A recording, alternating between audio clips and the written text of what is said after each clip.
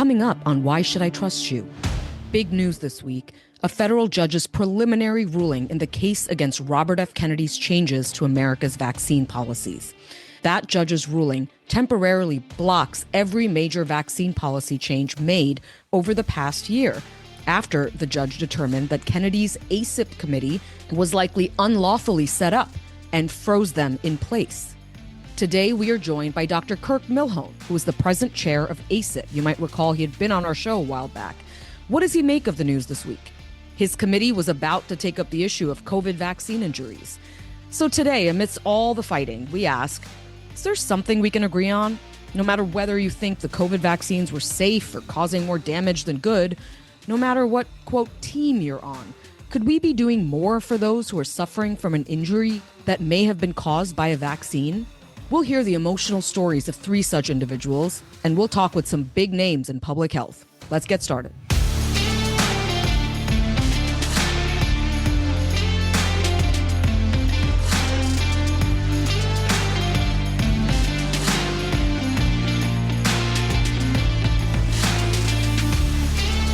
Welcome, everyone. We are so glad you could join us today. We have a whole lot to get to. It's never a dull week for us.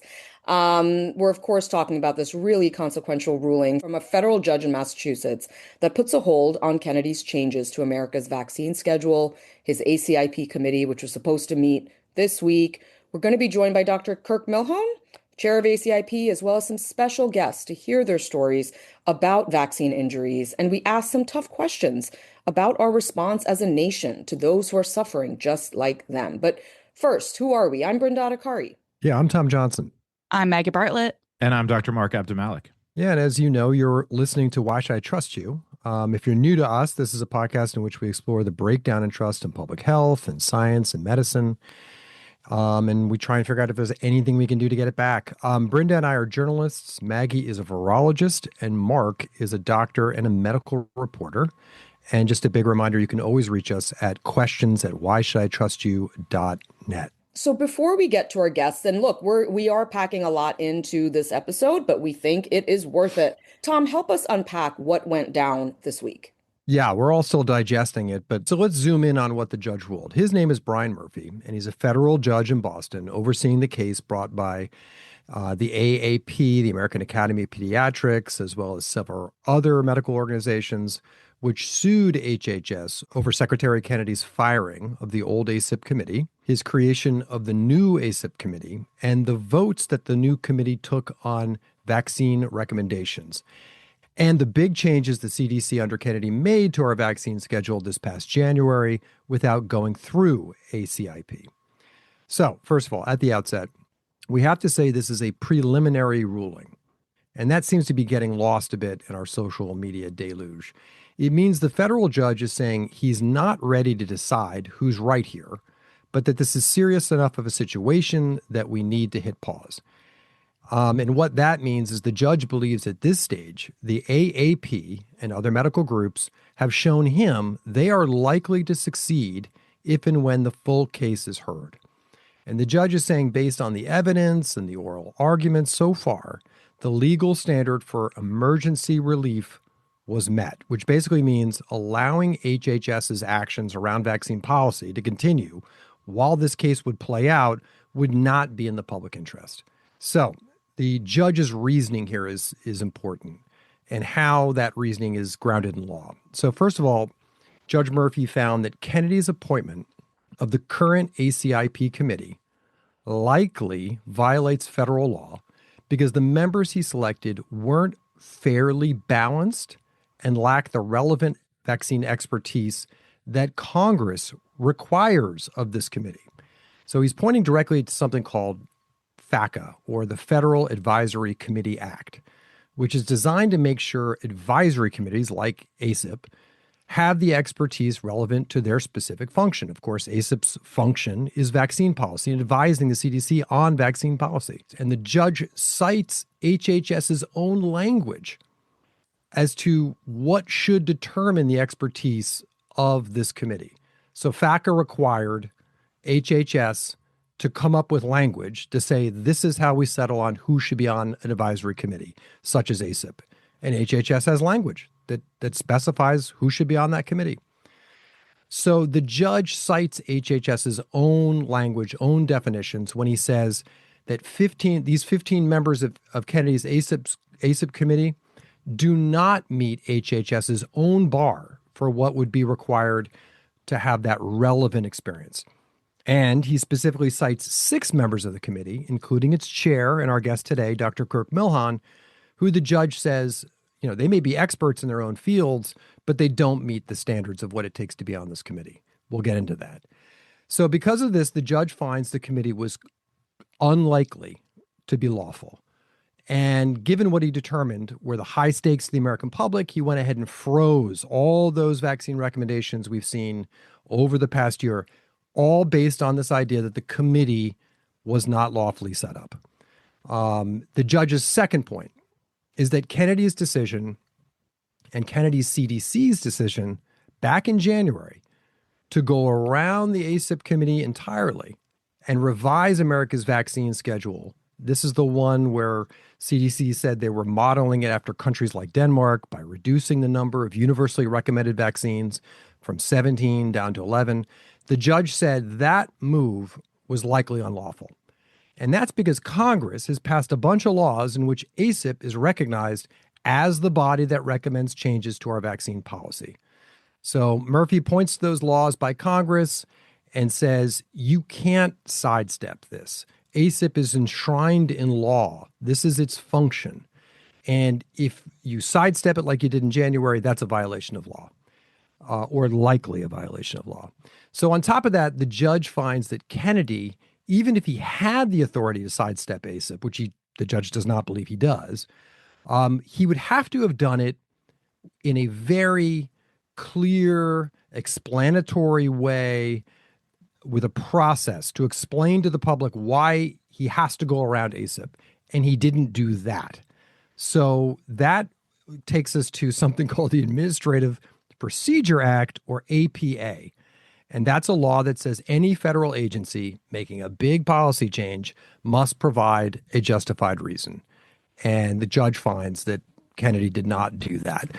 Some people say, well, Kennedy was instructed by President Trump's memo, right? So that's the justification for making this unusual move, this unorthodox move to not involve ACIP in the decision making. And the judge writes that the department cannot disregard that APA law just because it's following presidential orders. Other people have grabbed onto sort of the rhetorical flourishes in the judge's ruling, saying, this is kind of crazy. He's referring to Carl Sagan. He's talking way beyond sort of the bounds of what a judge should be talking about. You can have your opinions about that. That's fine. But again, the judge makes it very clear that he's grounding his reasoning, at least, in law. So what's next? First of all those changes to the vaccine schedule that we've seen over the past year, that includes like the Hep B birth dose. We've covered that a lot. It includes like who should get the COVID vaccine. All of that is on temporary hold. So in effect, we're kind of temporarily reverting back to the pre-Kennedy vaccine schedule for now. And second, the ACIP committee members cannot serve and cannot meet until this temporary hold is lifted. The administration has a couple options. They've already indicated they're going to appeal this, but the bottom line is they can accept this preliminary ruling and they can go back to the drawing board and reconstitute ACIP and start over. I imagine that's unlikely, but we'll ask Kirk about that. They can proceed with the case and have a full hearing on the facts and the evidence and see what the verdict is, or they can appeal right away to the Circuit Appeals Court. Yes, they could try and take this all the way to the Supreme Court as well. Yeah, Tom, that was a very detailed analysis of, what happened this week. And that brings us to the here and now. So what was going to happen this week? So ACIP, like Brenda said, was set to meet this week. The New York Times reported earlier that there was a working group that was going to present to the full ACIP committee on the subject of injuries from the COVID vaccines. So this is a topic that is here to stay. It is one of the most contested and talked about issues in everyday health discussions, from just the lay public to the doctors to experts. We're still talking about the COVID vaccines. some believe there is widespread and underreported cases of vaccine-related injury, and we're going to hear from some of those people today. And those could be symptoms ranging from allergic reactions to serious things like debilitating chronic conditions, autoimmune issues, and things like that can sometimes even be attributed to death. On the other hand, public health authorities, including people at the CDC, say that the COVID vaccines are safe and effective, with over 100 billion doses being administered around the world. And yes, all doctors say, yes, serious side effects can happen, but they are extremely rare. So what are they talking about? What are these side effects? They can be, like we said, allergic reaction, something called anaphylaxis, which can be life-threatening if left untreated.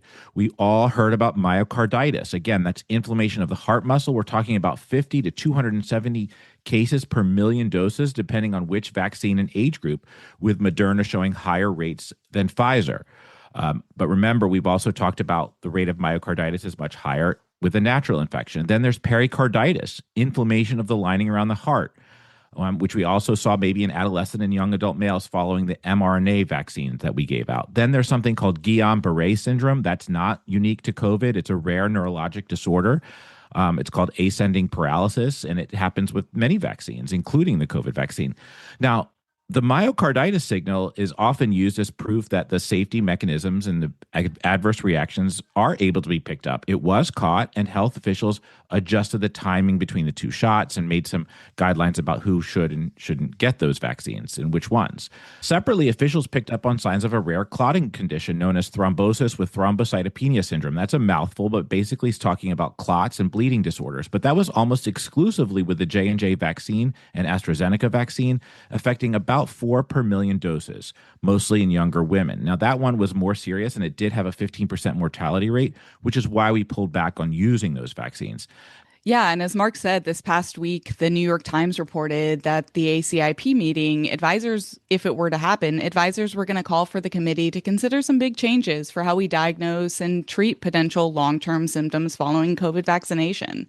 Essentially, that working group was urging ACIP to recommend, one, that injuries stemming from COVID vaccines be given their own diagnostic code, and that would pave the way for easier reimbursement from health insurance. But critics warn it could blur that line between what's caused by the vaccine, coincidental, or related to something else like lingering symptoms or syndromes people get after getting sick. Also, they recommended, or were going to recommend, that the CDC come up with diagnostic guidelines to help doctors identify symptoms from COVID vaccines and for long COVID. And finally, that the CDC and NIH work together to build a research network to study these long-term symptoms following COVID vaccination and come up with some potential tests and treatments. Yeah, so like we said, we have a lot that we're packing into this show. We're going to first have a conversation with Dr. Kirk Milhoan to get his reaction to the news this week about the injunction, about ACIP. And then, in a way, we're creating the conversation that maybe would have taken place this week, but we want to do it with doctors that we know, and invite Dr. Milhoan to listen in as well, and listen to some of those stories from folks who've experienced vaccine injuries. And so coming up, we're going to have all of that for you. Stick around.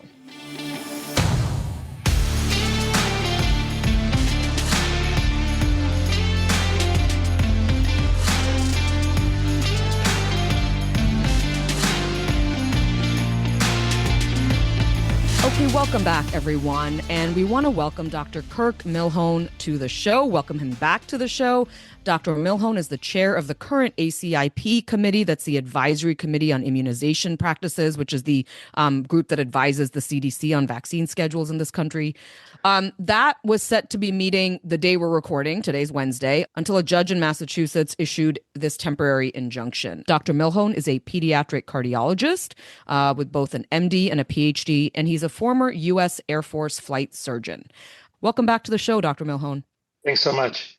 So, Doc, the last time you were here, that interview made some news. I just want to ask you, there was stuff that was reported out there about things you'd said on the show about polio and measles. What do you want to say? Do you think that the headlines got it right? What do you want to say? I would like to say some stuff because they didn't get it right at all. They completely misrepresented a long format discussion that we all had. I was asked at the beginning about the revised schedule that contained polio. And I said, I agree with everything that's on the schedule.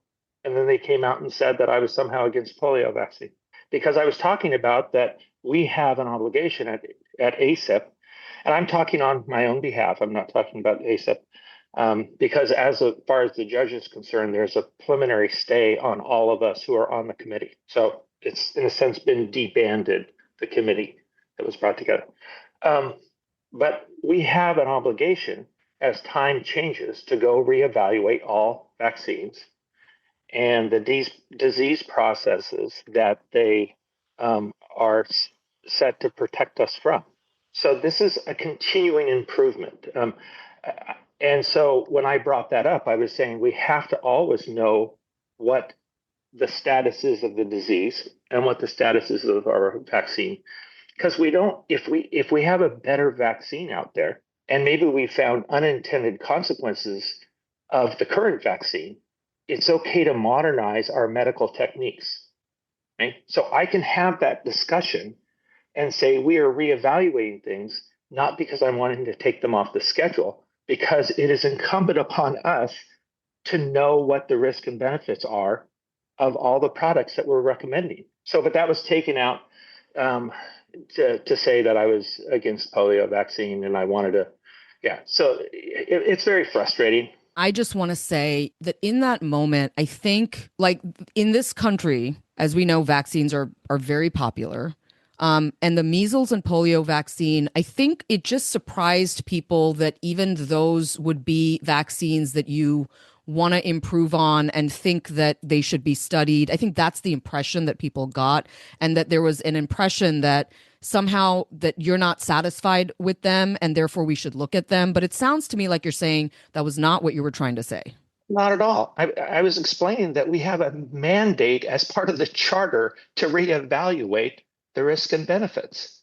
Well, let's talk about ACIP and let's talk about this week. Tom, you had some thoughts. It's a very simple question. Just, you guys were taken offline from this preliminary injunction ruling. What is your reaction to not be meeting this week? What's your reaction to this ruling? It's really heartbreaking for us because we were hoping to be able to discuss the real harms that have happened to people post-vaccine. And we really wanted to be able to say that, look, there are real harms, and how can we help these people who, for societal reasons, to benefit the good of all, they took a product that really it was explained that it would be 100% effective at the beginning, right? If you've gotten the vaccine, you're not going to get COVID. That's what it said at the beginning. What came out of the White House. That's what came out of the CDC. And we didn't have long-term risk assessments of this product. And so many people were harmed, and not just harmed in a temporary way, but in a chronic way. And so we wanted to highlight that and explain some of the issues that we need better surveillance, better studies. And this is working hand in hand with NIH, which Dr. Bhattacharya has already commented on, that he wants to look at increasing research. But, part of the problem with this is, can we get research published once we find out there's harms from the vaccine that are truly post-vaccine syndrome? So we wanted to do that. The other thing, what we wanted to do is be much more transparent in the methodology that is used when we study any vaccine or a biologic, let's say monoclonal antibodies. And as we went back and asked questions, specifically COVID, but as we looked for, there were holes that there were no data for. And we said, well, but we should know this. And they said, well, we don't have that data. And so what we've come up with, what we were going to present on the second day, was a methodology that would have a summary sheet, so you would know what all the data points were. And if it wasn't there, it would say we wouldn't have this answer. But it was basically almost 80 different statements or 40 different statements of what is this, what is this, what is the number needed to vaccinate, number needed to harm, all those data points, what the risk of the disease was, but not just what the risk of getting the disease, but what's the risk of dying from the disease, what's the risk of being hospitalized in the ICU from the disease, what's the risk of being hospitalized overnight from the disease. So it's all very transparent, so we could make it a way so it's not what I want or what someone else wants. It's these are the data. This is what we know. This is what we don't know. But the day before the day I was supposed to leave, it's not an injunction. It's a preliminary stay. I guess stay is less severe than injunction, but it basically stopped all of our ability to communicate as ACIP. We can no longer have a meeting anymore. Even can you communicate with each other? Like, what do you mean by personally? Not in any but group not format. As a committee. In a committee function, you can't. All of our committee functions have to be recorded and have to be able to. They can be FOIA'd. So they don't want secret deliberations. This is under FACA laws. They don't want us to have secret deliberations. We can't get inside rooms and do this. Anything we do as a group has to be public and discoverable. And then all of the different issues that had been done since I think June of 2025 are now stayed. So all the recommendations that you guys voted on. But also remember, ACIP has to approve vaccines for children. So when we come into RSV season, each year we have to approve the RSV vaccines and the flu vaccines. Let me ask you this. You were cited in the judge's writing on this. And, he said that FACA by law requires HHS to determine the credentials or the criteria for ACIP members. And he put you in a group of doctors where he says you can be experts on many things, and he's not questioning your expertise in your fields, but he said that your group of ACIP members don't meet the criteria from HHS's own language about what ACIP and what ACIP members, what experience they should have, which is vaccine experience. How do you react to that? Did he ask for my information? No, you tell us. He didn't ask for any of our CVs. He didn't ask for any of our expertise in vaccinations. Remember, I've been a board certified pediatrician going on 27 years, given thousands of vaccines, informed consent, done public health in the military, supervised when I was deployed as a flight surgeon, vaccine programs including smallpox and anthrax. My PhD is in cellular biology related specifically to inflammation, which those pathways are integrally related in stimulating the immune system. There are people from other ACIP committees I know who, I know there's a general practitioner, like a family doctor who was on the previous ACIP and things like that. But the one thing that the judge said, and I'm curious about, is that the way that Kennedy assigned this ACIP did not go through a rigorous process, that he disbanded the last ACIP. And I'm not asking you to speak on behalf of Kennedy, by the way. I'm just sort of curious about your opinion on how this ACIP was put together, because I was texting because we had a few of the older ACIP members from the last ACIP on the show, and I just asked them how long did it take them to get vetted and whatever, and it took each of them 2 years of vetting to get approved to be on ACIP. So they applied, and then it went through recommendations, conflict of interest, resume, interviews. It took years. And I think the impression here was that Kennedy fired the old ACIP, and then within a month, or I don't even know when, you had this new group. Does that feel accurate? Was there things happening behind the scenes? Do you think that the ACIP was adequately vetted? I don't know why it took 2 years before. I don't know what was done that I am not aware of, but I had to explain. I had had personal interviews. I had to show my CV. I'm not sure why it would take 2 years to vet somebody. I'm not sure about that. I can tell you, being on the committee, when we have discussions with the CDC and people within the CDC and other people, the questions that are being asked and the framework that we came up with, I don't think that if you were to sit in on our work groups or our committee meetings, that you would think that this group of clinicians and scientists are not capable of having a good, rigorous scientific discussion regarding vaccines and biologics and their use and the pharmacology and the data analysis of the epidemiologists we have on. I don't see that. I see a very cursory look at limited statements from bios and not the totality of what people bring to the table. I mean, I think you'd mentioned your CV, and did the judge look at your CV? And I think, just to be clear, I think everybody agrees there's expertise in being a pediatric cardiologist. And I think if you read that 45-page ruling, even though you are mentioned by name, he's not saying that you aren't personally qualified based on an analysis of your resume.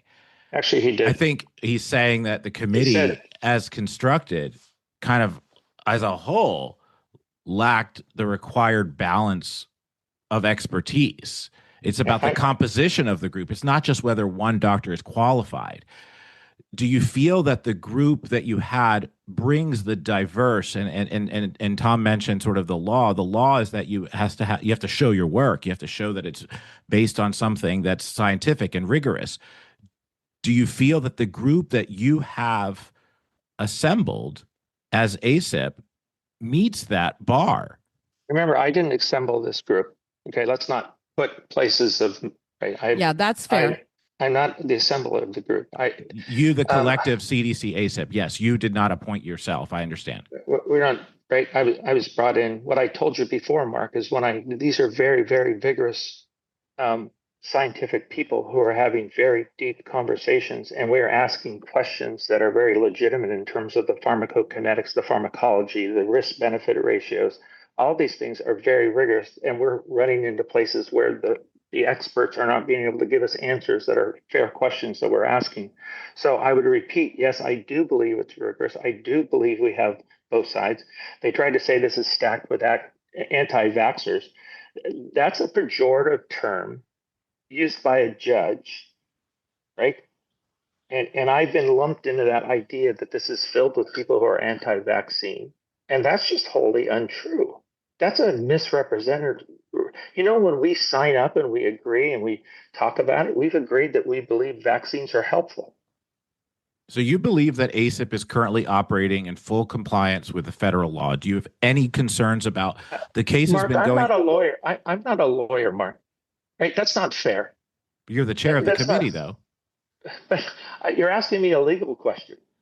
No, I'm asking you. It has to be fair and balanced. Have other people who've served in other administrations said that this is a fair and balanced committee? Yes. You know what it was for me, Dr. Milhoan? Because I'm now going to speak for myself, which is when I saw this news, my first instinct was actually to feel really sort of sad about how partisan our politics are in this country. Because I sort of feel like if roles were reversed, I also think the exact same decision would have been made by the other side, so to speak. So I think this will be appealed, and I think that the appeal stands actually a pretty strong chance of winning. The thing that I don't think has a strong chance of winning, and I do think that this judge has a decent case for, and I'm curious as to your opinion on this, is that earlier this year, when Kennedy overhauled the vaccine schedule, he did it seemingly without consulting ACIP and without there being a process by which to defend that decision. And that, to me, feels like that's worthy of a stay and an examination. Or I don't know if a stay. You're right. I'm not a lawyer either. But it's worthy of consideration because it seems to me that the HHS secretary can't just decide he doesn't like something that's been congressionally sort of approved through the CDC, not tell his ACIP, and go by a presidential memo. Like, does that feel to you like how it went down?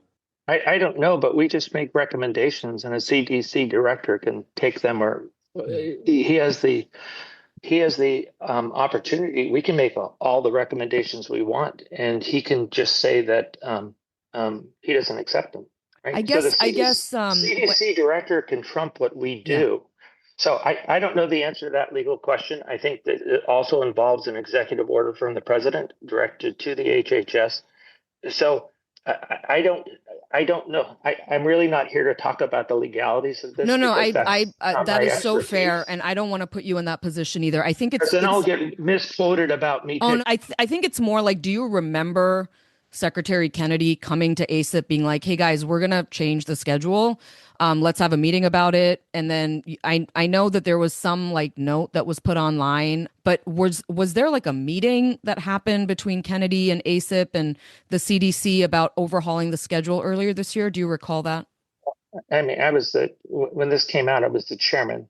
So, like I said, I think I forgot what I was talking about this is that I serve as an advisor, and if he hasn't asked us to advise on something, but he definitely brought in experts to advise on it.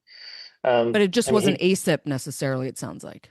Well, yeah, obviously, or we would have gone through the process we go through, right? But to say that he wasn't advised on it, if you look at the 35-page paper from Koldorf and Tracy Beth Hogue, which looked at best practices around the world. I think that's the part that I feel like could be problematic, is that right now, I think it's congressionally, and again, I'm not a lawyer, but I'm just going to say that it's congressionally, ACIP needs to be involved whenever the vaccine schedule gets overhauled. And if it's not involved, I think that could be something that could be under judicial review. Yeah, go ahead, Mark.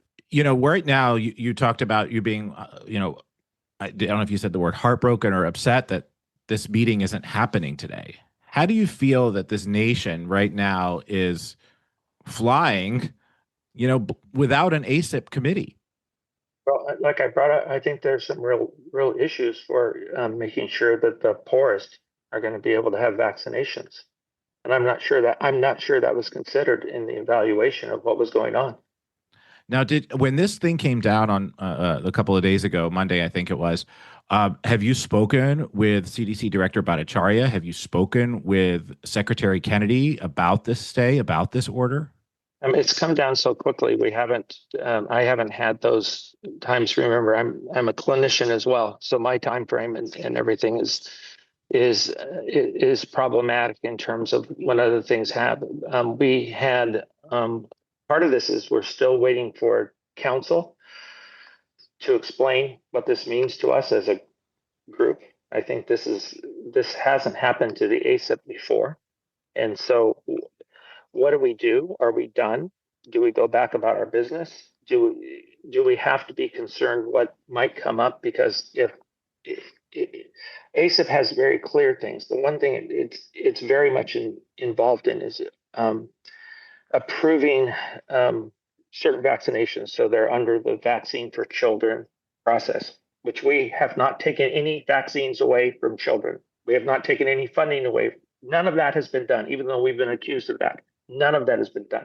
We have not decreased availability of vaccines to any child financially or by taking them away, right? But we've been accused of all of that, right? So just to make sure that's clear. But there are things that ACIP very clearly has to do, not just an advisory, but from a financial standpoint of funding vaccines for the Vaccines for Children program. So there are two different programs. There's the Medicaid and CHIP, so Medicaid and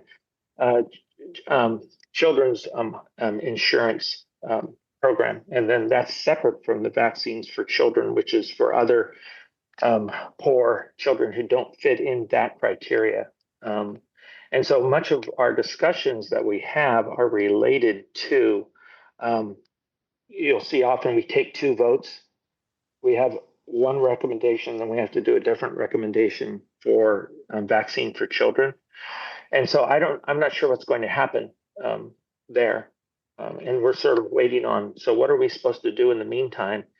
He said that we basically are preliminarily, we're all off the committee, right? That's what's been said. So he took away the committee and everything the committee has done. So we don't know legally what, in a sense, we are to do and what's going to happen with the Vaccine for Children's program.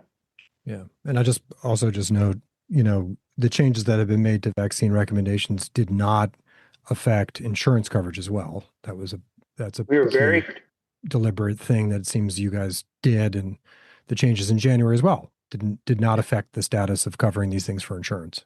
Last time we spoke, this notion of rebuilding trust in public health, in medicine, in science was clearly very important to you. That's what we talk about day in and day out here. There was a new poll out just, I think, yesterday that said 6 in 10 Americans now trust the government's vaccine recommendations for children, which is it's a pretty low number. I mean, just 6 in 10 trust vaccine recommendations today. What do you think this week will do, whether you're from the side that says, yeah, shut ACIP down, or you're from the side that says, this is crazy, this judge has gone way out of his bounds to do this, and this is wrong. We're still America. We still have to get through the day. We have to take care of kids. What do you think this week does for trust in America? Well, my opinion is that we were hoping to rebuild trust on two different ways, acknowledge that there can be harms, and to set up a framework, a methodology, scientific framework that's going to be much more transparent, so people will know what we know, as opposed to just saying we're going to recommend. We're going to make it very public and make it very attainable, and for people to be able to look at it, and to people to look at how rigorous we were in evaluating all the questions. And so that's why I'm disappointed, because I thought what I was trying to do, what we were trying to move forward, is to regain trust. Right? There has to be an acknowledgement that something caused the trust to be broken. Right? And I think most people would say that they would point to about 6 years ago as the COVID stuff started. Right? There was a breaking of trust, that you saw a decrease going there. There was an increasing lack of trust in medicine. I'm not necessarily your personal physician, but medicine is a corporate entity. As people, I think, are less satisfied with the amount of time they have with the doctor, how much doctors are being and are forced to see more patients with less time. So I think that was going on for a long time. But part of with the COVID vaccine and vaccine hesitancy, one of the important things as I look at this is we have to acknowledge what went wrong and where were we wrong, and then say, okay, how do we put in safeguards with a new methodology framework so everyone can see what we know. But that goes to a very important issue of, is all the science out there, or is there a suppression of some science? And this goes to the very important issue of publications, and how are publications supported financially. So this is this is the monster we're trying or this big, huge blob we're trying to there's so many aspects that go into public trust in institutions. One thing we've noticed is, I think it's fair to say that, that decline definitely was noteworthy following COVID. But what's interesting about the poll that Tom just mentioned is that sharp decline really is being noticed since last June. Okay, June 2025, we have a new team in town. And the observation that is being made is that perhaps this is the country saying, look, we're concerned about the way the conversation around health is actually happening in this country. That yes, there are certain people who are very excited by Maha and Kennedy and everything, but that actually a big part of the country may be actually a little bit concerned about the way the conversation's going around vaccines, and that may be driving some of that mistrust. And I just wonder what you say to that. I think that as we have conversations, honest conversations, there's that risk, right? I think also what's important is how is what we're doing presented to the population. Is that fair? Are my comments being presented fairly? Is the nuance of science and vaccinology, is the nuance of that being presented fairly? Is what we know and what we don't know? I'm sure you've seen some of the pictures where, remember, it was 100% effective, and it was 95, then it was 92, then it was 88, then it was 85, then it was 70. The effectiveness rate, it went down dramatically after the first, especially when Delta came in. So the fact that you have 10% of healthcare workers going along with a recommendation of a vaccine for COVID, we have to make sure that the people who are on the ground really, they're the believers, right? If this is the great vaccine everyone wants, then it should be you should expect that it have huge uptake in the medical providers. Why Well, are Kirk, only 10%? So there's an issue of trust of doctors. There's an issue that right now I would say the doctors aren't trusting what the CDC recommended regarding COVID. Yeah.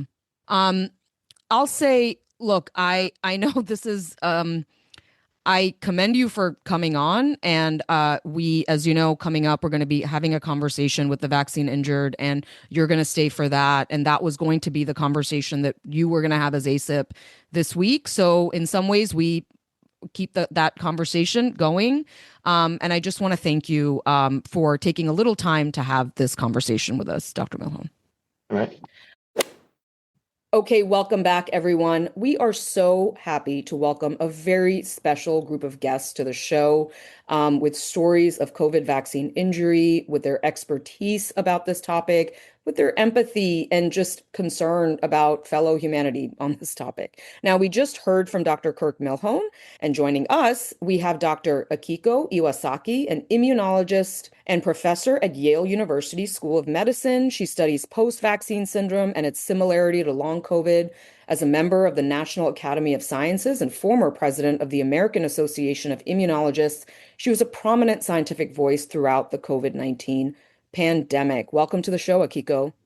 Thank you for having me.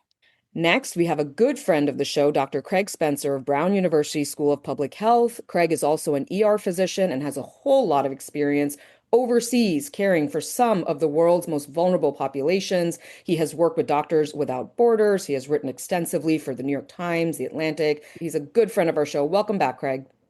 Thanks for having me back.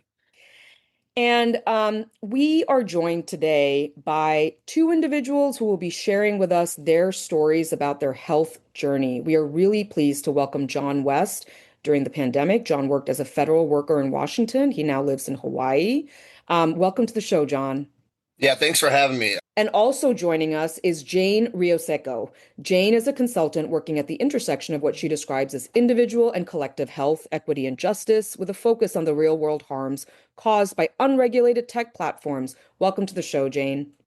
Thanks so much for having me. Well, welcome, everyone. Now, we want to start this conversation with actually a third voice who was going to be on the call, but he unfortunately wasn't able to make it due to a conflict this morning, with a young man we actually met last year named Daniel King. Now, Daniel is on an extraordinary health journey. He is an Army veteran, and he shared his story with us last year of getting a COVID booster shot while he was stationed at Fort Drum in New York. We wanted to play you a clip from that. It's like 5 minutes long, and here is Daniel King. I remember the time. That day, that time, my life changed forever. Like, I don't think it'll ever be the same again. Yeah, we had just gotten done doing a training exercise, and I was up for probably 12 hours before I got the booster.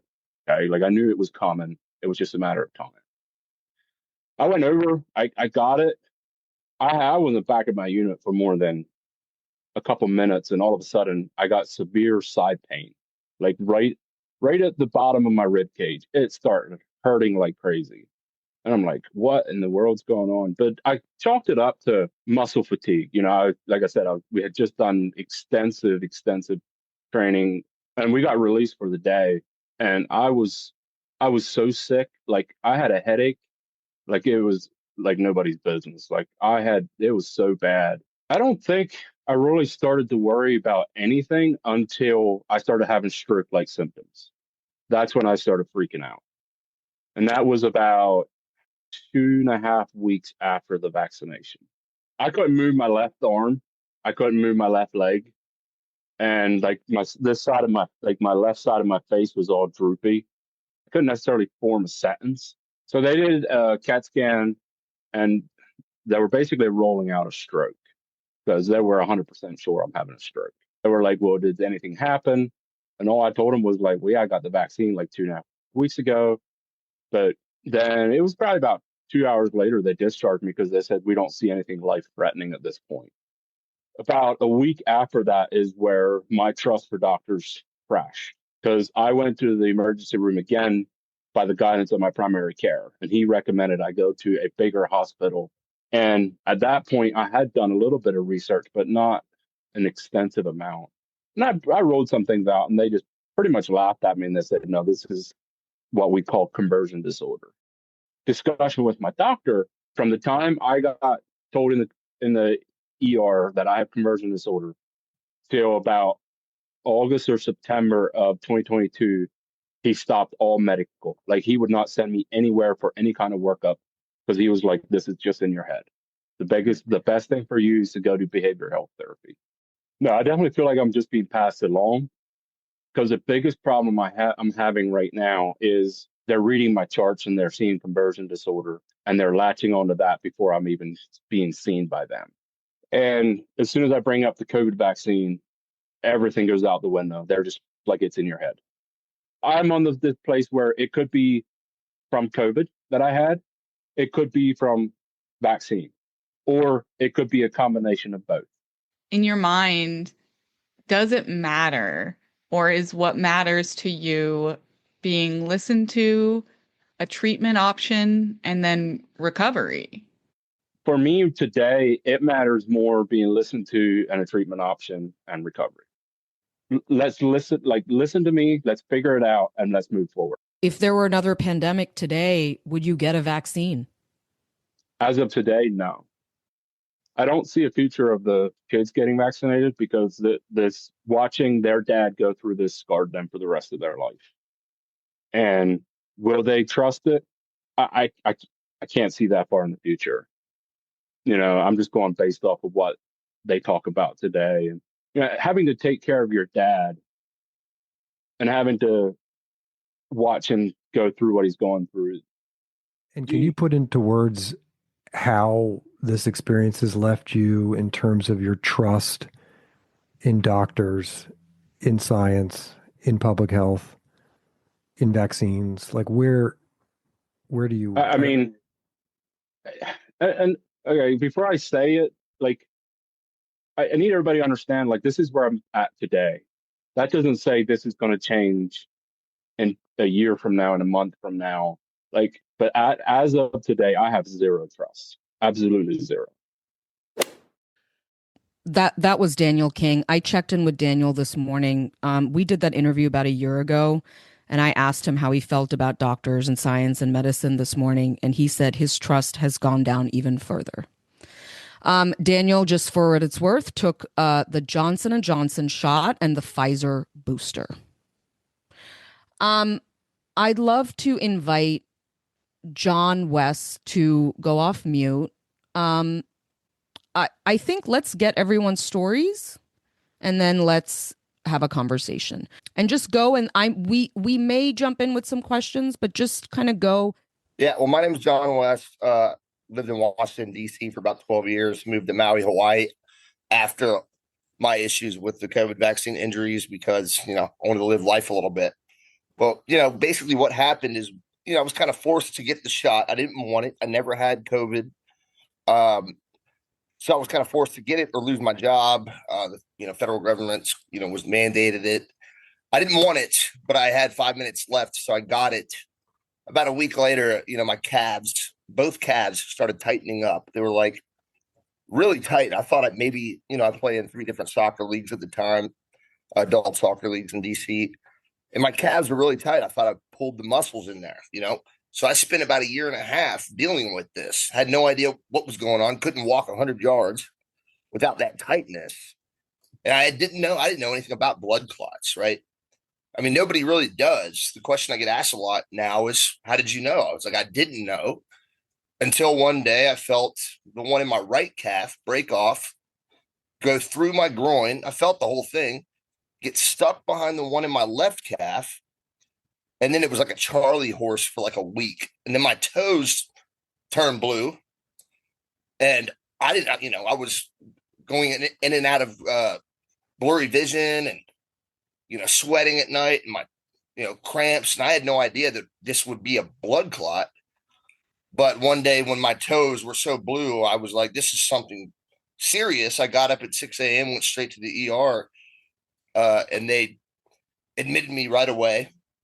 There's all of a sudden there's 10 doctors around. There's talking about, I hear him out in the hallway saying he might lose his leg. They did a sonogram and found this massive blood clot. They did emergency surgery, went through my groin. They couldn't get it out, I guess, because the next morning they had to cut it open. And I have no idea what's going on. They don't really tell me anything. And this went on. I spent about a week and a half in the hospital. A couple of weeks later, my right one's doing the same thing. So I went back and they had to cut that one open. Nobody in my family history has ever had a blood clot. I'm an active guy. I surf, snowboard, play soccer. Never had any issues. I mean, besides some torn ACLs, but but I never wanted the shot. And I knew that was the only reason why. And I read all about, I started reading articles about like blood clots from the J&J. And how is it fair that the FDA approves it? I go get it. 3 weeks later, they take it off. They ban it.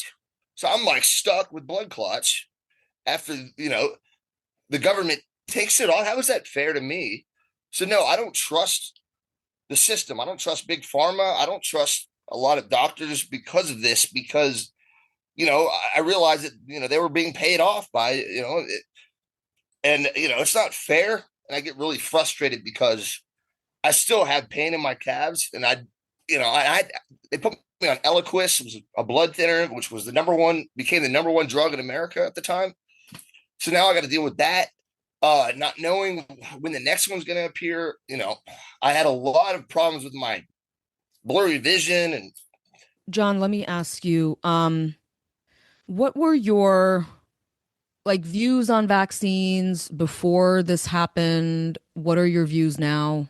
I never really cared. I just didn't want it. I didn't, I have a chronic, severe eczema, and I attribute that to maybe childhood vaccination. So I just didn't want to do any vaccination at all. There was no problem. It may help some people, but I just knew I didn't want to take it. So I was kind of forced into it. And look what happened. Yeah. I mean, what happened is real. And, I think one of the reasons why we're having this discussion is because we're hoping to identify a system, a path forward to respond to people like you. John, can you kind of just tell us, what is it that you wanted to hear after you had this happen? I wanted someone to tell me the reason why. I mean, I would ask them, I'd say, hey, it's from the vaccine. No doctor would tell me that's the reason. I was like, I'm guessing because, they would lose their license and they had an agenda and they were forced to kind of play it dumb, I guess, because that's the only reason why I would think that I got these blood clots. I mean, that's J&J. I mean, they just wouldn't tell me that. And it was frustrating. Every time I went to the hospital, I'm like, is this from the vaccine? And they would not attribute it to the vaccine, which really, really frustrated me. You can hear it in my voice, I'm sure. Yeah. John, how's your health today? It's great. There's no problems anymore. I feel like moving to an environment more suited for my lifestyle and just, I moved to Hawaii because I survived that whole ordeal. A year and a half, I was in and out of the hospital. I came out of the hospital the first time and I ate a banana and I went into anaphylactic shock. Now, I didn't know what that was. My throat closed up and I'm in and out of consciousness. I had to call 911. And it's from a latex allergy I got from being in the hospital and having surgery. Right. So that was John's story. We heard from Daniel. And now we want to hear from Jane. And I know we have Dr. Craig Spencer who has a question as well. But let's just hear from Jane Rioseko. Jane, tell us about your story with the COVID vaccine. Sure.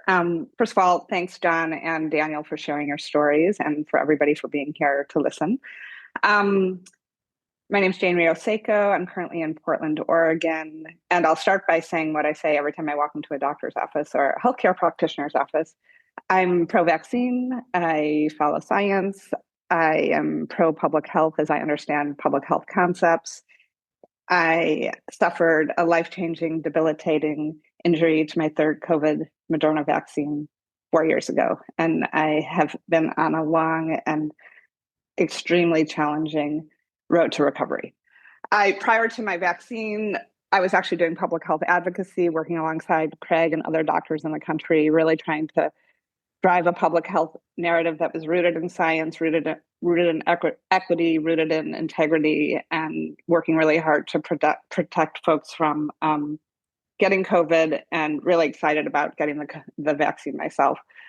I had my first vaccine, and it took me about a week to feel kind of back to baseline. After that, it really knocked me out. The second vaccine, I had a high fever again one day, and then the following day I rode my bike for 12 miles, which was a typical kind of day for me. Super active prior to my vaccine. After my vaccine injury, after my third vaccine, again, I spiked a big high fever the day after. The second day, I went for a hike, and I came home not feeling well, and my feet were bright red and burning hot. And I felt really sick. I had signed up for the following day. At the time, I was living in Port Townsend, Washington, rowing crew a few times a week, and signed up for probably our last row of the season. It was November 21st.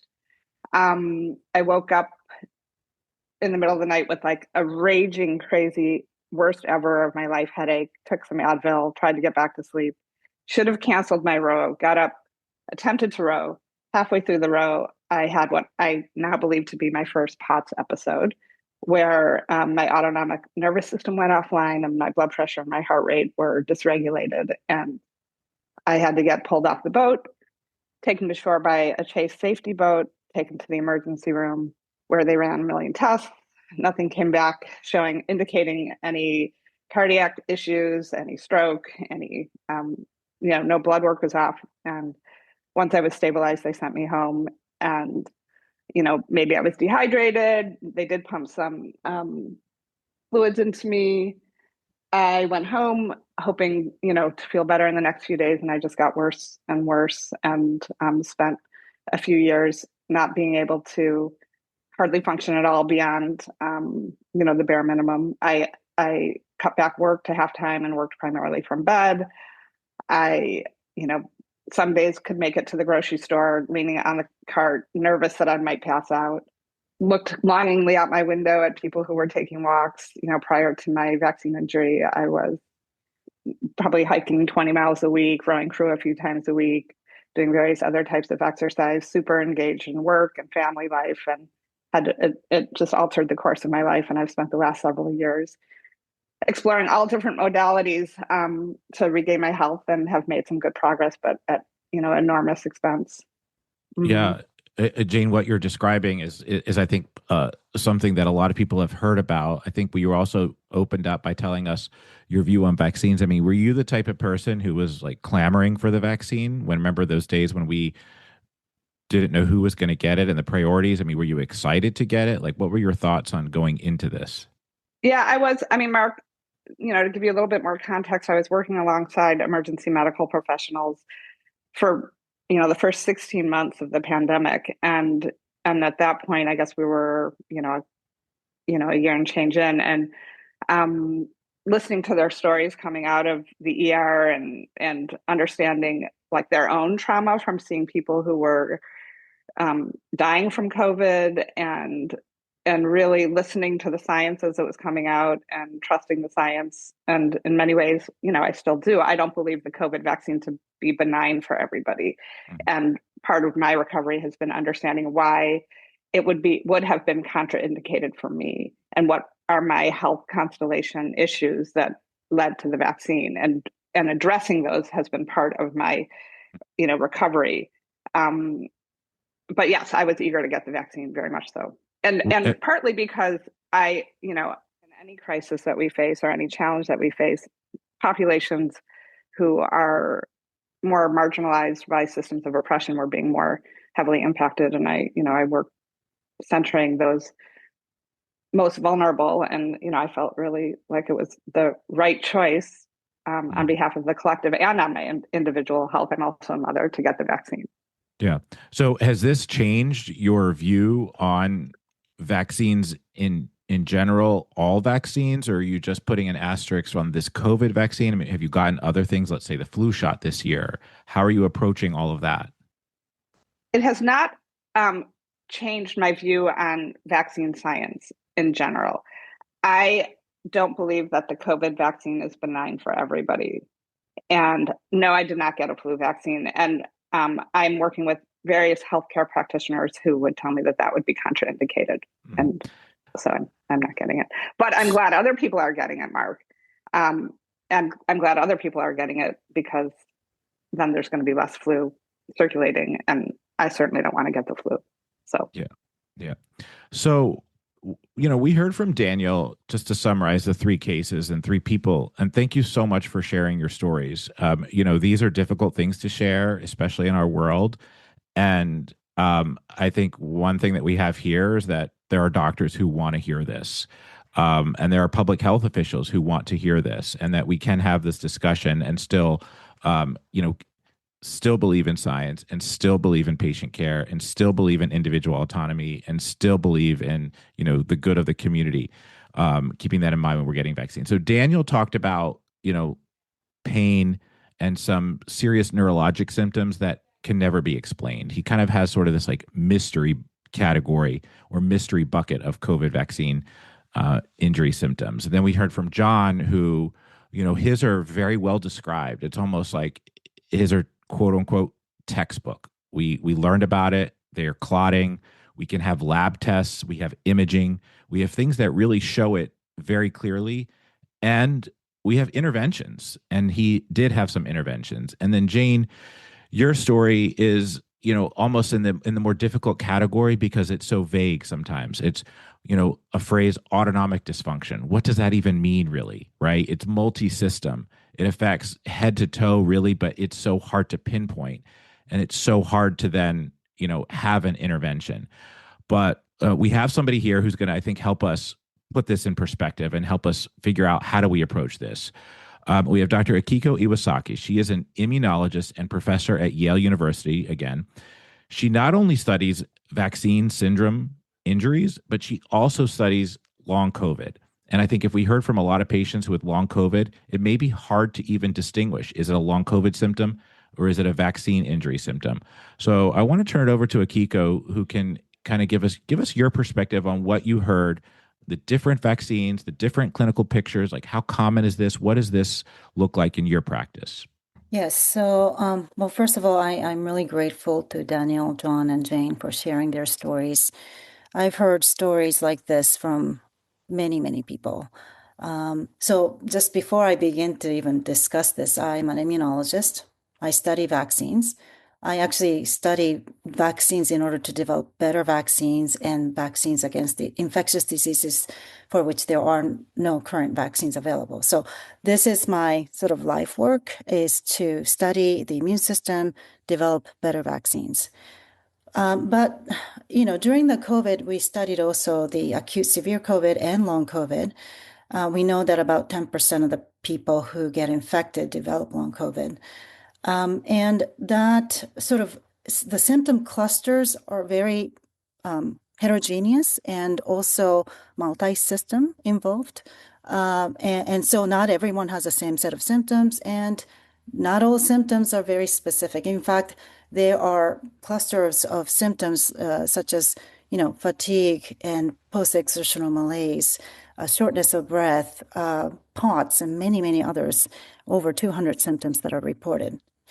And so while we were studying patients with long COVID and their symptoms and their immune responses, we also started hearing from people who got similar symptoms after vaccination. And there were enough people who were reaching out to us about their what we call post-acute COVID vaccination syndrome, or in short, PVS, post-vaccination syndrome. And these patients started reaching out to us. They had debilitating conditions, just like what Jane was describing, these chronic conditions that involve multiple organ systems, and are very difficult to pinpoint because there isn't a great way to define it clinically. And those are the people who were left out of the sort of surveillance system. And they were also, most doctors didn't believe it or didn't understand even how to diagnose and treat these patients. And so if you look at the symptoms, we actually posted several preprints based on our studies. It's been very difficult to publish these studies in a peer-reviewed journals, but people can find these preprints. And essentially what we see is when we compare symptoms of patients with long COVID versus patients with PVS, they're very, very overlapping, except for a few things.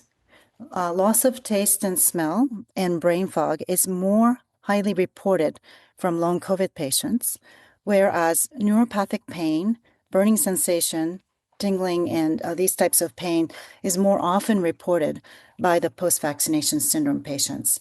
So there are few symptoms that are more prevalent in one versus the other, but overall, it's a very similar symptom presentation. Dr. Milhoan, you guys were set to take up these issues this week. Obviously, the judge and the ruling there that we've talked about is frozen that.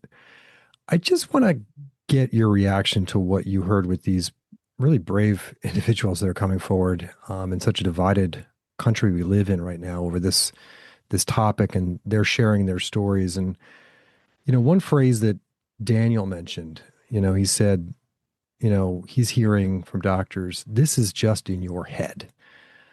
I just want to get your reaction to sort of emotionally, first of all, and then as a doctor, and then as an ACIP member, like, what do you make of what's going on here with these guys?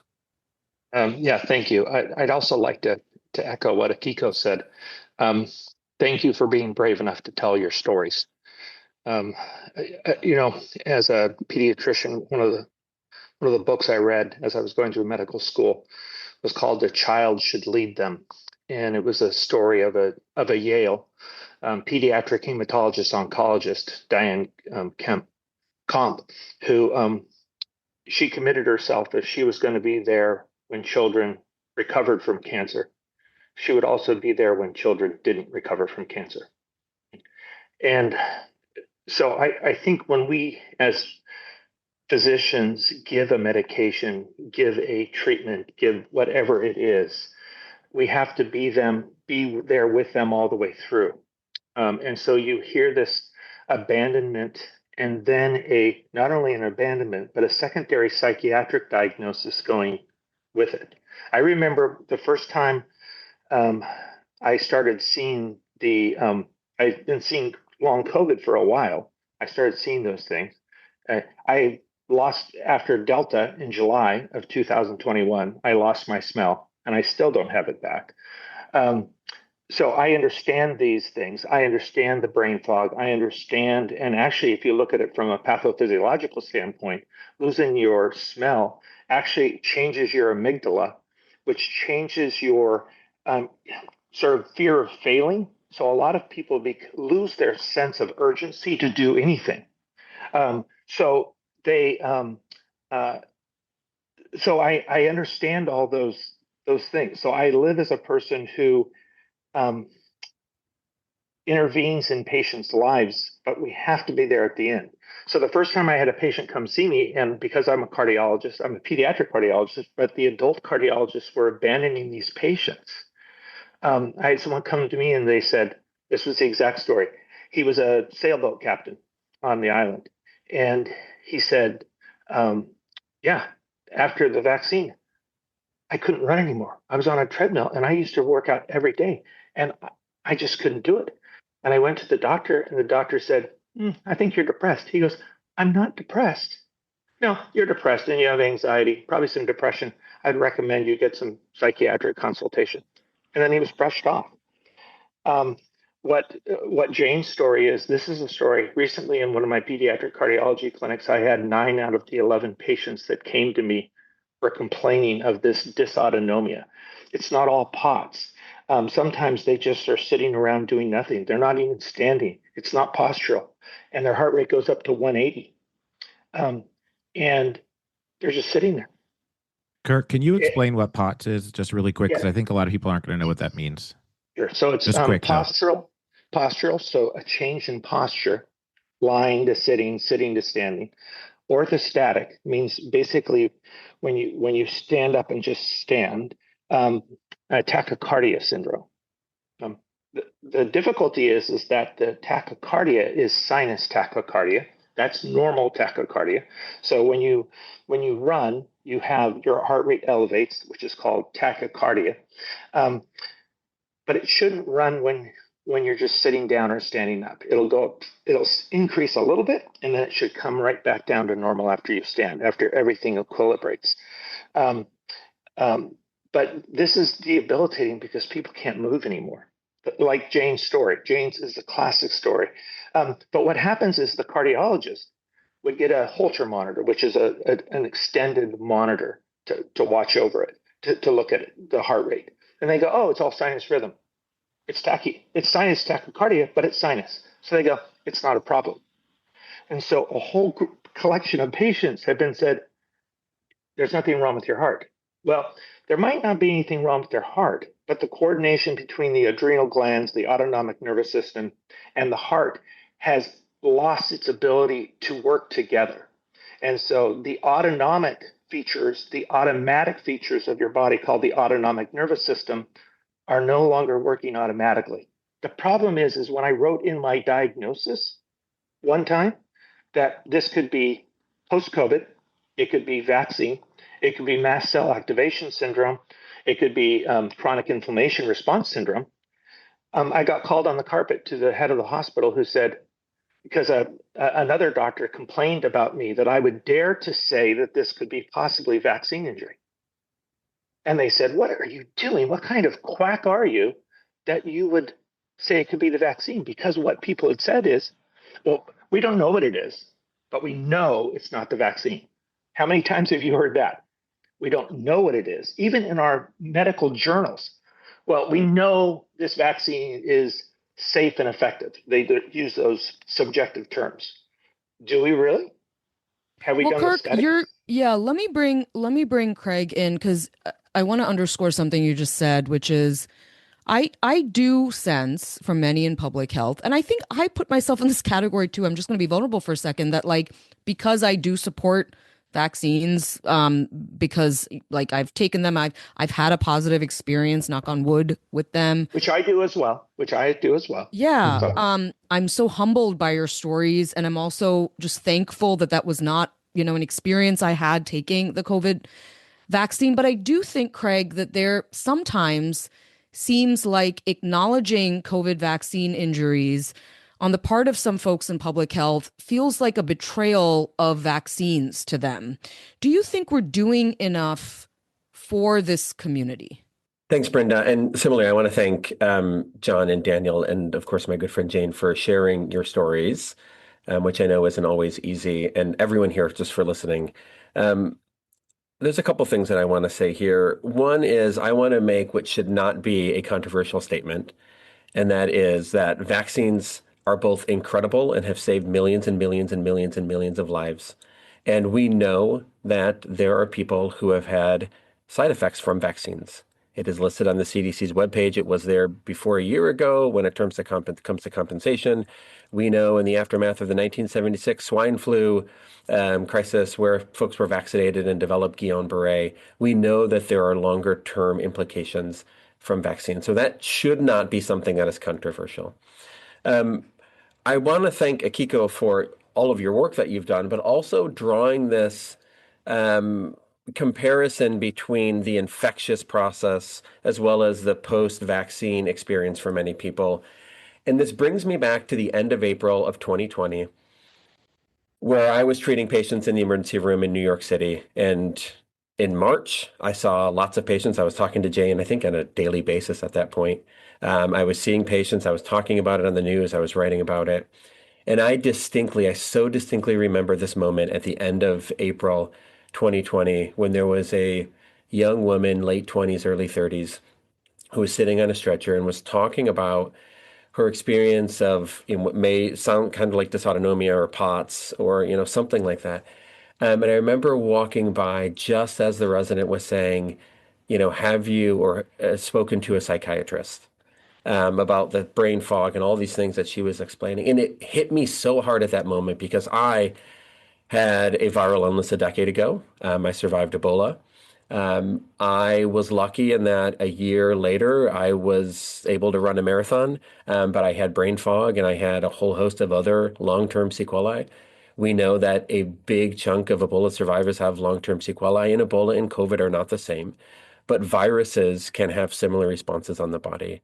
So I think it's important for us to recognize that there are folks, whether it's long COVID or post-vaccine syndrome, that are living with these issues that, quite frankly, the science is not fully clear. I'm grateful for people like Akiko for doing this. I'm grateful for you for sharing your stories. I'm grateful for vaccines. But one thing that I want to ask, and I'm going to come back to this, and I think this might be a bigger part of the issue, is one for you, Akiko.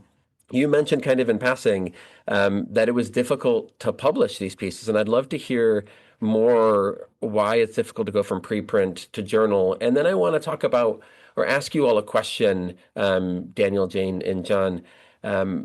John, you mentioned, I think your quote was, I don't trust the doctors. You're concerned about them being paid by big pharma. You mentioned that you don't trust doctors. I think Daniel mentioned he trusts doctors less today than he did a year ago, and it sounds like he wasn't really hot on them then. I'm curious how you felt about doctors beforehand, because what I hear, not only in your stories, but in so many stories, is a story not necessarily just of vaccine injury, but of healthcare injury, of feeling like you can't trust the folks that are supposed to listen to you and take care of you. And I'm curious what your relationship was like with physicians beforehand and what it's like now. This is John West. So I had a really great surgeon. I trust doctors. It's just the fact that they wouldn't give me a diagnosis of what it was from.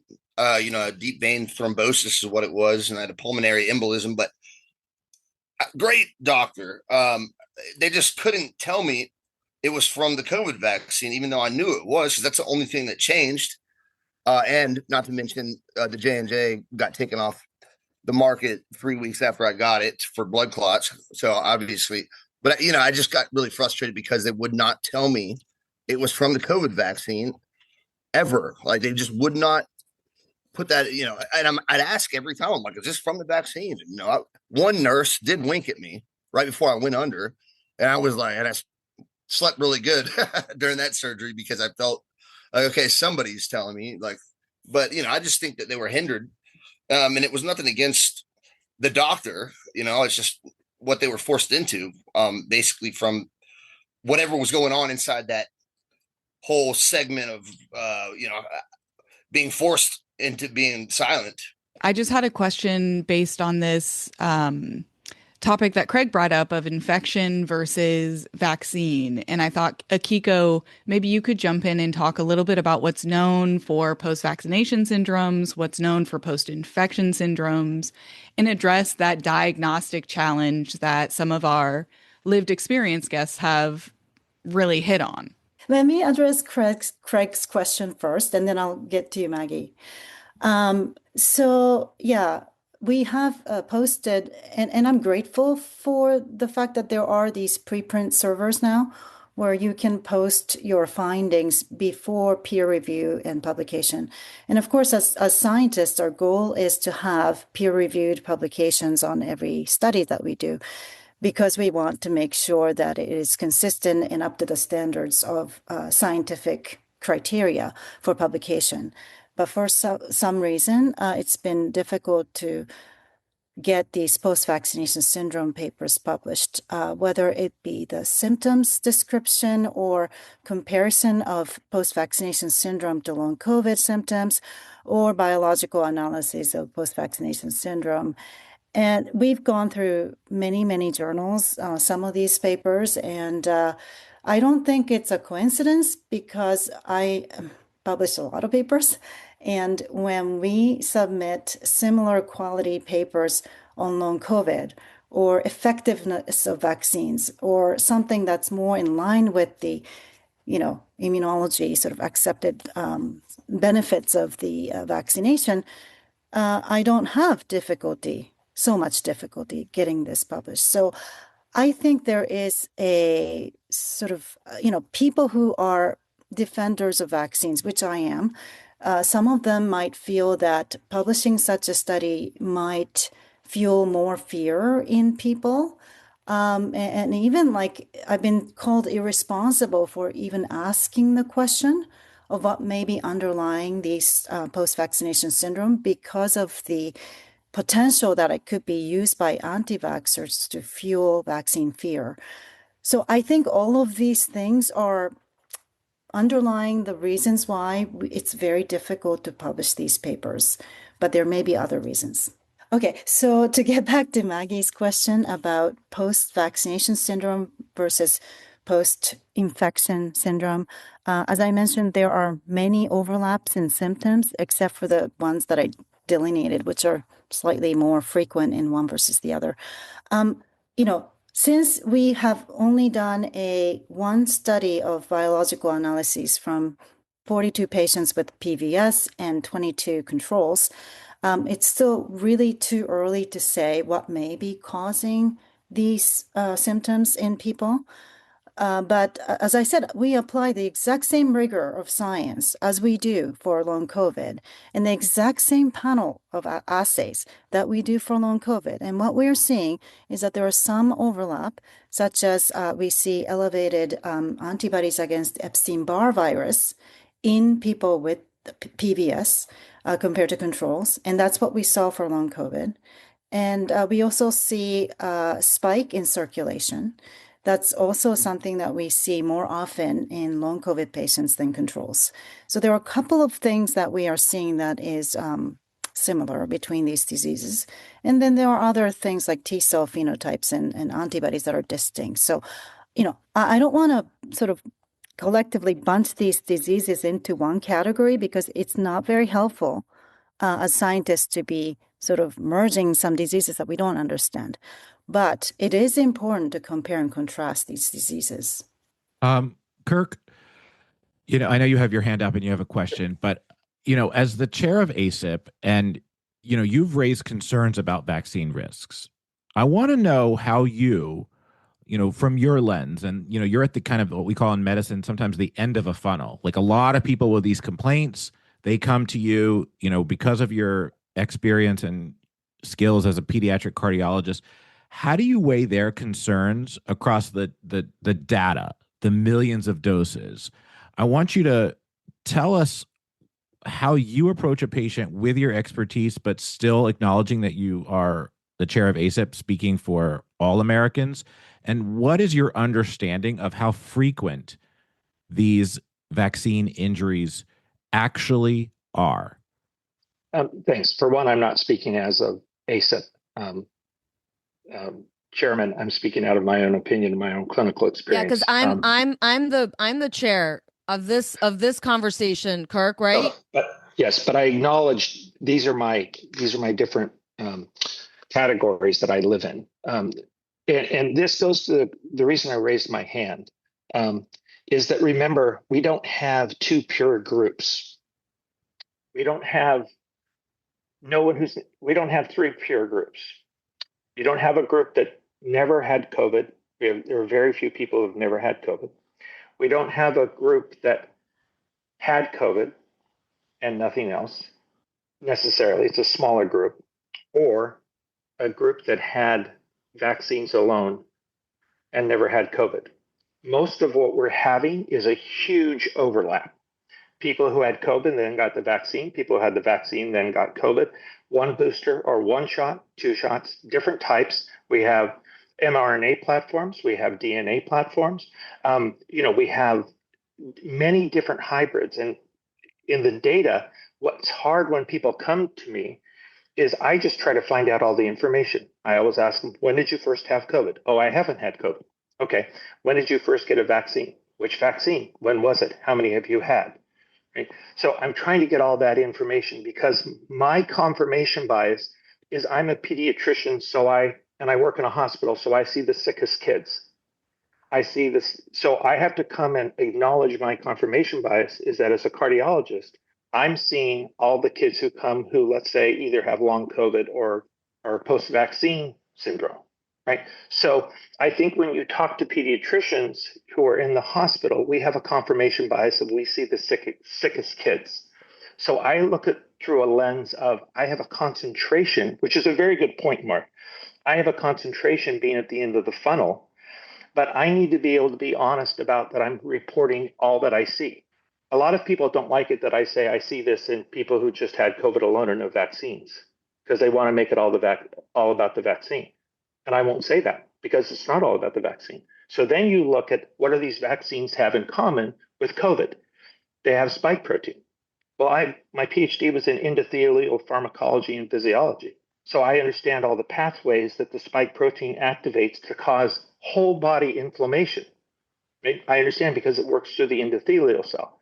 So then I have a combined target to look at. But I think that we keep getting new data. There's recent published, but to Akiko's point, what's really hard is that the data that might show another side has been suppressed. What she said is true. We can't get things published. So there's a skew. If you look at the scientific data would hopefully be clear that everybody would be, if they had good research and good techniques and good methodology, that it would be fair to get it. But Akiko is telling you that she can't get negative studies that may question examine the risk of the vaccines published. So there's a recent. But So Kirk, can I ask let me give you that? just one. Oh, sure. Let me give you one number from Israel. Okay? One number from Israel. They finally got a FOIA request in terms of myocarditis in healthy boys, teenage boys. Their incidence was 1 in 900. 1 in 900. That's a different issue, right? This is not 1 in 10,000. This is not 10 in a million.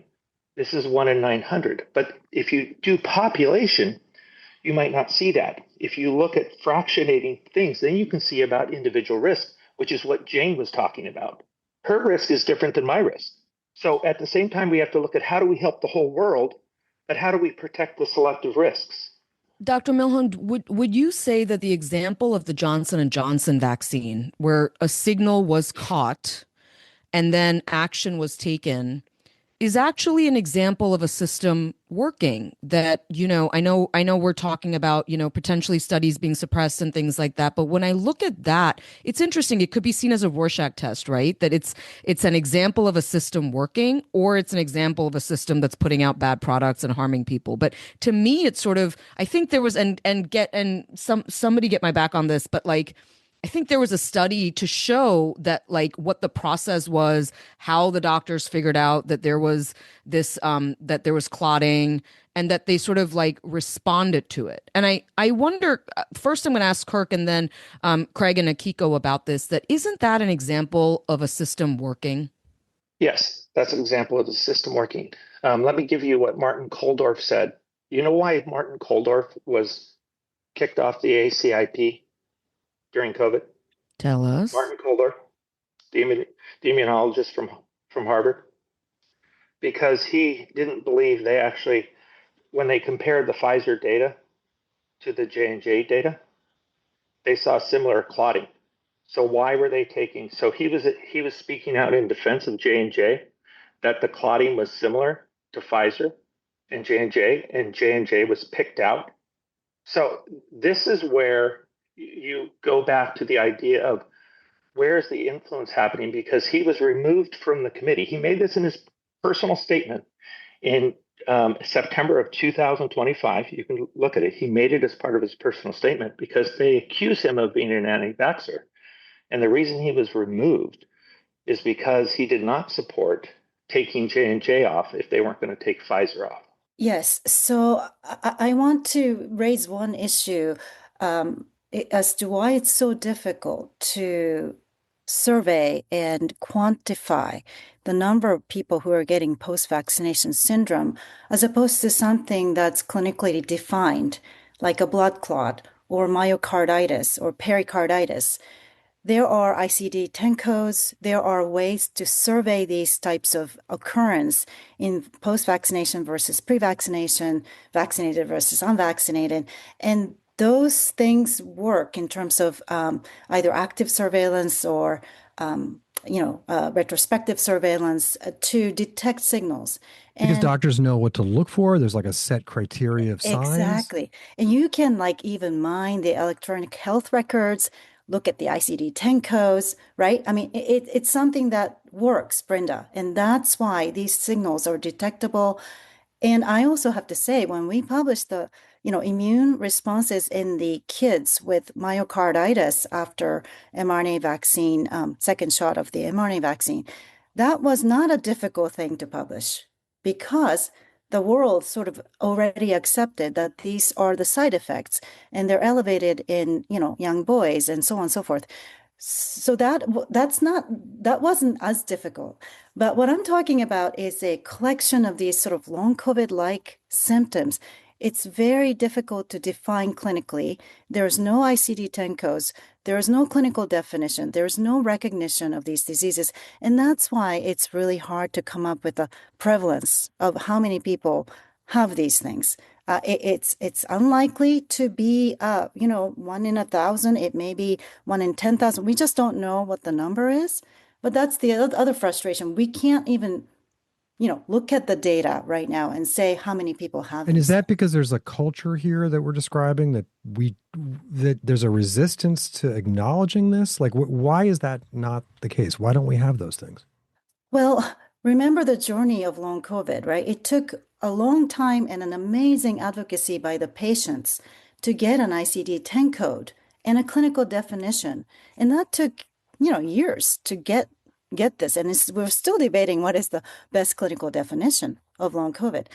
So imagine doing the same for the post-vaccination syndrome. It's just there's a lot of I don't know, hesitancy and resistance in the community to even define these things. And it's very difficult clinically. As Kirk mentioned, there's a lot of overlap. Like, everyone's pretty much gotten the infection and the vaccination. And how do we absolutely classify people into PVS versus long COVID? There are many people who have both. Yeah, I think, it may be helpful, and we don't have time to do this now, but to sort of have, diagnostic criteria for the quote unquote easy things that have objective data. We approach patients all the time with subjective, what are you feeling? What are you saying? And then objective, what are we actually can see on imaging or a blood test. I do want to just kind of clarify when we're talking, like Akiko, what you just talked about were sort of these vague symptoms of the, autoimmune dysfunction, autonomic dysfunction, things like that. But for the myocarditis, Dr. Milhoan, I know you said 1 in 900, in an Israeli study, when you look at the large papers and what's been published, I don't see that number. It's a much lower number, but and it's after the second dose, and there's so many things, but I think people can go in and look at that. I do want to ask. I think we've had a lot of comments from doctors and immunologists and PhDs. I want to hear from Jane and John now in this moment after you've just heard all of this. Jane, let me start with you. These are your doctors. These are your caregivers. You potentially could go to the ER, God forbid, but see a Dr. Craig Spencer or have a consult with an immunologist at Yale. What are you hearing in this discussion? Is it moving the needle in a hopeful way for you, less hopeful way? Are you throwing your hands up? Like, how do you feel about all of this just as like a patient now? Well, I think it's a really important discussion, Mark. And going back to the idea of whether I trust doctors or not, given my experience, I think that, doctors are human and doctors have a certain set of expertise. They may or not be expertise that can help me. And I have been on a long journey to find doctors and healthcare practitioners who are listening to me, who are taking this seriously, and who are helping me figure out why I was susceptible to COVID vaccine and then treating me. And a lot of that is outside of Western medicine. Some of it is inside Western medicine. And I'm really grateful to Akiko and others who are trying to pinpoint what's happening with those of us who are suffering from a post-vaccine syndrome. And I had post-vaccine syndrome for nearly 2 years before I had my first round of COVID. And that was, validated with, any number of blood tests that I had. And I'm appreciative for this group for being a group who's listening, I think, with empathy, with curiosity, and with the goal to build solutions. Dr. Milhoan, I just want to ask you about one other aspect of this conversation writ large. The Maha Institute had a conference very recently all about the COVID vaccine injury subject. And they said at that conference that America's experiencing a massive epidemic of vaccine injury. When you hear a quote like that being messaged out to the public, is that helpful? Do you find that hyperbolic? Do you find that accurate? Like what goes through your mind? Um, I think there's hyperbole on both sides, really. There's hyperbole that it doesn't happen, and there's hyperbole that you have a massive epidemic. Right? The reason I like to come on this kind of a discussion as opposed to give comments to the press is because these are nuanced scientific discussions we have to have. This is a novel virus. We're using a novel vaccine platform. Everything needs to be on the table so we can help patients, right? And so this is what bothers me about a politicization of scientific discussions. And I think it goes back to a lot of times you follow the money. When I was getting my PhD, there was never an advertisement in a scientific journal or a medical journal. Never. They weren't there. It was very expensive to get reprints of journals. I think Craig and Akiko could both say you have to buy them. They were very expensive. Subscriptions to journals were very expensive. You didn't have them individually because they were you're talking thousands a year to get a journal to a subscription to the journal. So you worked at your libraries, you did all those things with microfiche, but you had a trust in the science that no one was in the scientific literature, there was any pressure points on the scientific literature. So then people who are frustrated come out with hyperbolic messaging. I've always been concerned about the hyperbolic statements about medicine. For instance, like when I brought up the Israel study, it goes pretty closely to Mary Beth Hoag's study when she did chart review when it was 1 in 2,500 for young males for myocarditis. So those numbers are pretty close. It's how you do the chart review. This is going back to what Akiko said, is that if you don't have an ICD-9 code specifically, when you start trying to mine charts and the electronic medical record, you miss a lot. There's a sense that, we did mine the ICD-10 codes. If you fill out a chart, a lot of doctors are so busy now, they're not necessarily putting all the ICD-9 codes for every patient. You're putting one so you can get the chart done. That's your area, but you might leave a lot off. So data mining of those, there's an assumption in public health that, we looked at all the ICD codes. That might not tell the whole story unless you do a whole chart review. Well, that's really cumbersome when you're looking at 1 million charts. You're implying that if we had that code and we study those charts, we'd find something? Or are you saying we don't have that code, we should have that code, we'll learn more? Either yes or no, right? No, I'm not trying to find something. Right. I want to have systems in place so we can find unintended consequences and then have numbers to say what it really is. Because I'd like to be able to assign real risk, not just have blanket statements of this is horrible or this is safe, right? But unless we have real data, what do we tell our patients? But Kirk, let's just to button up on Tom's point here for a second, in that, as we look at the big picture here, it's about scale, right? The scale of the benefit, Craig mentioned, the scale of the benefit versus the risks. And do you think that using the word is it an epidemic? Is it an endemic? Like, how serious or how big of a problem is the vaccine injury from a science perspective, from a safety perspective? Not necessarily. Okay, so you're going to have platforms, right? You're going to have different levels. I can tell you my level as long COVID is I lost my smell and I have some brain fog. Okay, am I still going about my business? Yes, I don't cook as much because I don't know if it tastes good, but I go about my business, right? There are different levels. If you try to do all as this is the risk, how many people died of the vaccine, or this is how many people got long COVID, and you only use hospitalization, or you looking at death numbers or chronic diseases, incapacitating diseases, you realize that if we try to just put out a whole number of this is everyone who has long COVID, that's not really representative of maybe who's impacted that they can't go to work. So that's where the nuance comes when you're trying to describe things. Yes, it might look an epidemic as you look at everybody who lost their smell or who have mild dysautonomia, but is it an epidemic from impacting society in a great manner? That is such a great point, Kirk. I think that nuance is sometimes missing in phrases like there's an epidemic of the vaccine injured, that you're acknowledging that, somebody who loses their smell or feels soreness from their arm cannot be in the same category as somebody who has like a truly debilitating.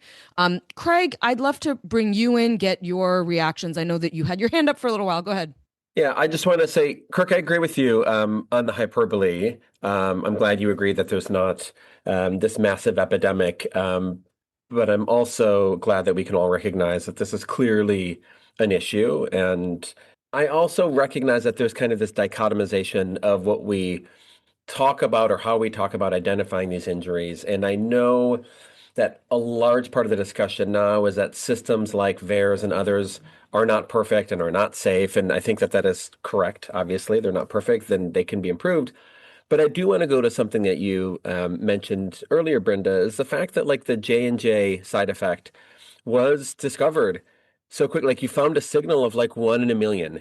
I think that's absolutely incredible. And even if the system isn't perfect and it could be better and we could bring in better ICD-9, etc., like the fact that we were able to do that within such a short span, that we were able to get that signal, that I was able, as I was taking care of patients, to see that, to start thinking about how that changes my clinical practice, I think attests to the fact of, even if it's not perfect, the system that we've had has done a good job in some respects of picking up some of these things, even if it can be improved. And the question that I have that leads me to a question, I think, for John and maybe for Jane, is that we have learned a lot in the science that we've done over the past couple of years, people like Akiko, other great studies, including one in the New England Journal that you pointed out, Brenda, that looked at the mechanism for vaccine-induced immune thrombotic thrombocytopenia.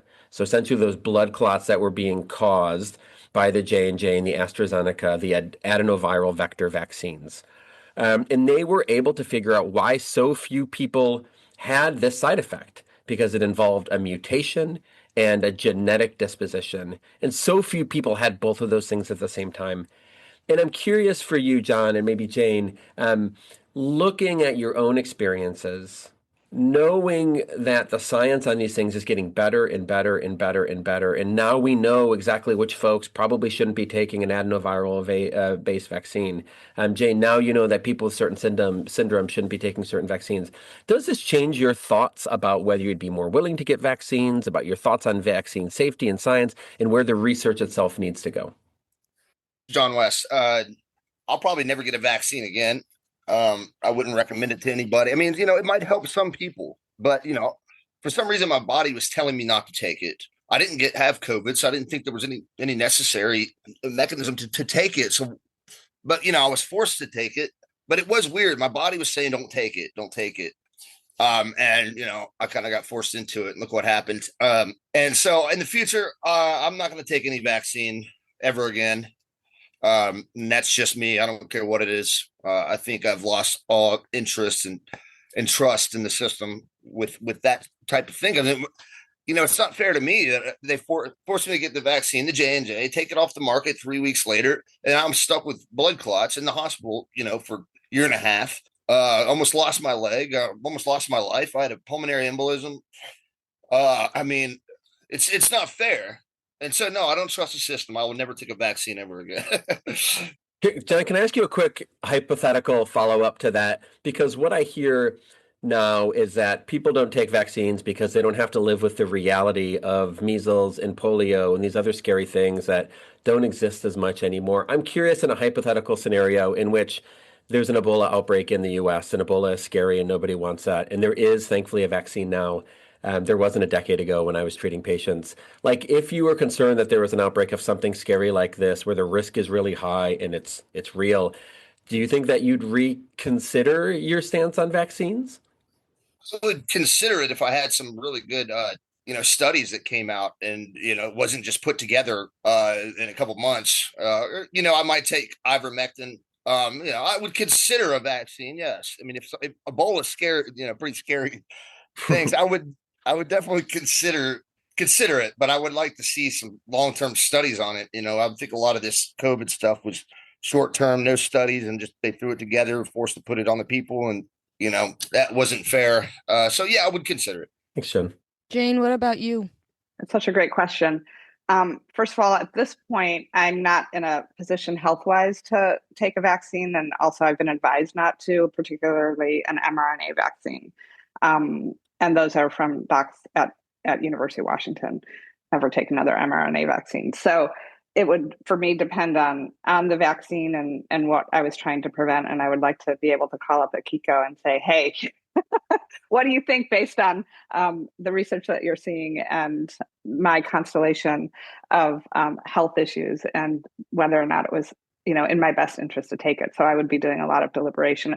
It's not an absolute no for me. None of this is like a black and white situation. There's, it's complex, it's nuanced, it's individual. And I'm just, I'm super curious about some of the patterns that folks are seeing and where some of the things that I'm experiencing. Thank you for that, Jane and John. I want to just close on this final observation. I was on the phone with Jane yesterday and she picked up on something I said. And I was like, Jane, let's make sure we talk about it on the call. She noticed that I said, when I was telling her about who's going to be on, I said, Daniel and John, and you, all of you who believe you've been vaccine injured. And Jane was like, I noticed you said all of us who believe we've been vaccine injured. Do you believe us? And she sort of like stopped me in my tracks. I was like walking down the street. She totally got me. And the truth is, I think based on my priors, the need to caveat people who believe they've been vaccine injured, because I think I do believe in vaccines. And if I think that the thought process in my head is if I don't couch it that way, I'm somehow saying that vaccines are bad. But what Jane taught me in that moment is that I don't say that about people who have cancer. I don't say that about people who have heart disease. I don't say people who, my father died of cancer. I don't say a man who believes he has pancreatic cancer. You're right. And so I just want to say that I believe you. I believe your stories. I believe that you suffered. Some of you are still suffering, and that I want to live in a country where there's systems that aren't just fighting about like what you have and the politics of what may have caused it, but that are just there to support you. So I just wanted to share that. Thank you all for joining us, particularly John and Jane and Daniel. Thank you so much for joining us on Why Should I Trust You? And to Craig Spencer, Akiko, Iwasaki, and Kirk Milhoan. Thank you all for joining us on Why Should I Trust You? That is our show for today. I am Brenda Adhikari. He is Tom Johnson. He is Dr. Mark. She is Maggie Bartlett. Please send us questions and comments at questions@whyshoulditrustyou.net. Find us on Substack, rate, review, all the things, whatever. And we'll see you right back here next week.